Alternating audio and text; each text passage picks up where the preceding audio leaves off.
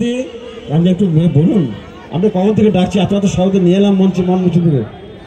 আচ্ছা, আমাদের এই যে এই মানুষটিকে দেখছেন, এনার নাম কাঞ্চন ব্যানার্জি, প্রবাসী বাঙালি একজন, আমাদের বাংলার সন্তান। উনি এই ত্রিবেণী তীর্থ নিয়ে প্রায় 300 পাতা রিসার্চ ওয়ার্ক করেছেন এবং ত্রিবেণী তীর্থকে আবার পুনর্জাগরণের জন্য এনার মুখ্য ভূমিকা। আমরা সাধু সন্ন্যাসীরাও জানতাম না এই যে ত্রিবেণী তীর্থ আজকে একটা মহাজাগরণ সৃষ্টি হয়েছে, আর কখনো বন্ধ হবে না এটা। তার জন্য এই মানুষটিকে আপনারা চিনে রাখুন। ইনি সুদূর আমেরিকাতে বসে এই কাজটি করেছেন এবং 2022 সাল থেকে এই মেলা সংগঠিত হচ্ছে। এখানে নানাভাবে এখানে বাধা বিঘ্ন হয়েছে। এবার থেকে আমাদের পশ্চিমবঙ্গ সরকারের সহযোগিতা, এই বাঁশবেড়িয়া পুরসভার সহযোগিতা, পুলিশ প্রশাসনের সহযোগিতায় আজকে এই মেলাটি সংগঠিত হচ্ছে।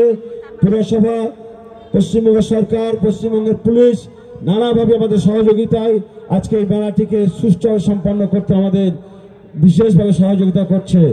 এটি আমাদের বিরাট প্রাপ্তি।